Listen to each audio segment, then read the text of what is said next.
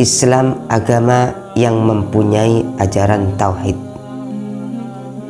merupakan ajaran pokok, dan asy-syar'iyyah merupakan ajaran cabang, menegaskan bahwa Gusti Allah Azza wa Jalla tidak akan mengampuni dosa syirik, yaitu menyekutukan Allah dengan sesuatu makhluk yang diciptakannya nanti di akhirat.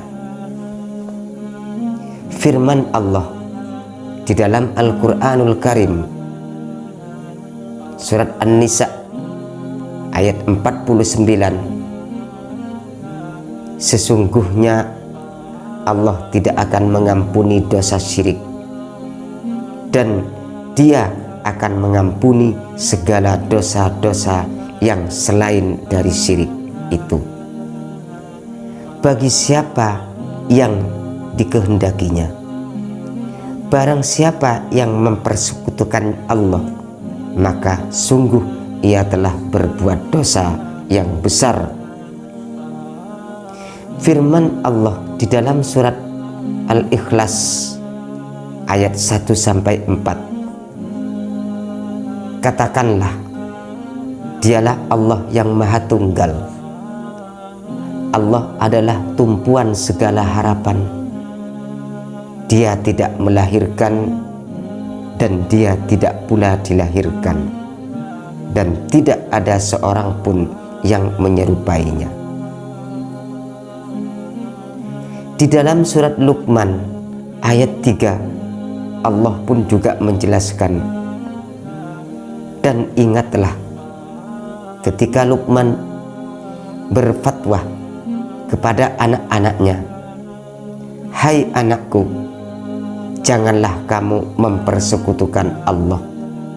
Sesungguhnya mempersekutukan Allah adalah kezaliman yang sangat besar. Al-Imam Bukhari dan Imam Muslim meriwayatkan sebuah hadis dari Abi Hurairah radhiyallahu anhu, jauhilah olehmu 7 macam perbuatan yang membahayakan.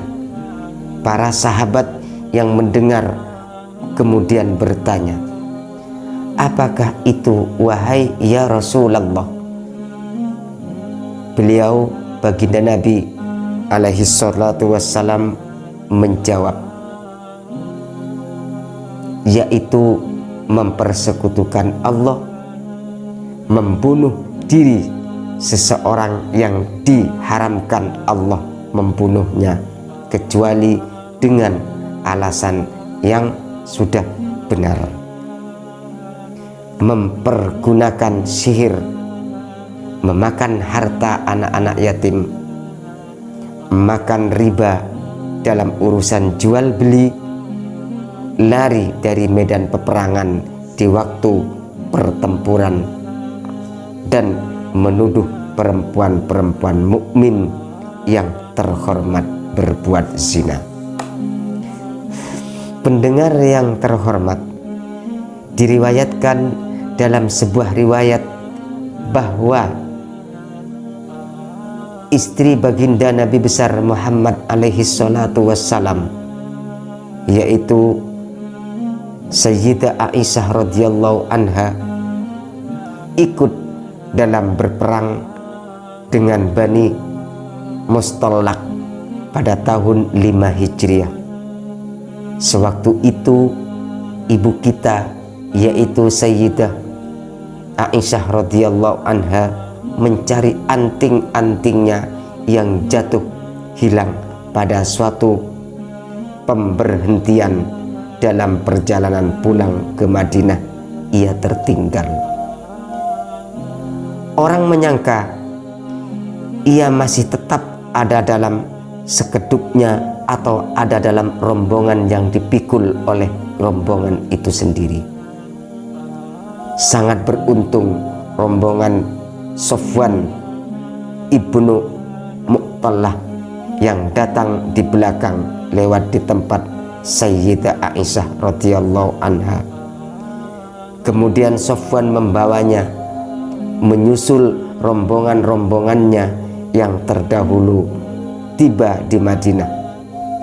Peristiwa ini yang menimbulkan berita kebohongan dan fitnah terhadap Sayyidah Aisyah radhiyallahu anha, dan Sofyan dituduh berbuat yang bukan-bukan dengan Sayyidah Aisyah. Fitnah itu disebarkan luas oleh kaum munafik sebagai musuh-musuh Islam. Yang demikian itu sangat menyusahkan baginda Nabi alaihi salatu wassalam. Dengan terjadinya kisah itu, maka dalam surat An-Nur ayat 23 Allah berfirman, sesungguhnya orang-orang yang menuduh melakukan zina wanita-wanita suci yang lengah, tidak terpengaruh hatinya oleh nafsu jahat, dan yang beriman, maka mereka dikutuk di dunia dan di akhirat, dan mereka dapat azab yang amat besar.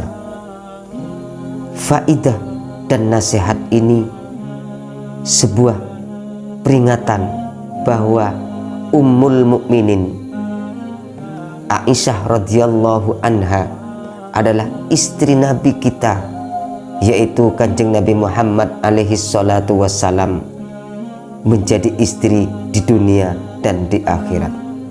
Demikian ungkapan saudara Ali radhiyallahu anhu, yang mana beliau adalah menantu dari baginda Nabi itu sendiri, suami dari putri beliau, yaitu Sayyidah Fatimatuz Zahra. Firman Allah di dalam surat Al-Ahzab ayat 6, bahwasanya Nabi itu lebih utama bagi orang-orang mukmin daripada diri mereka sendiri, dan istri-istri Nabi adalah ibu-ibu mereka. Bukankah ini sudah menjadi contoh bahwa Sayyidah Aisyah, beliau adalah perempuan yang tidak pernah mengerjakan pekerjaan yang pernah dikatakan oleh orang-orang munafik sebagai musuh dari Islam itu sendiri.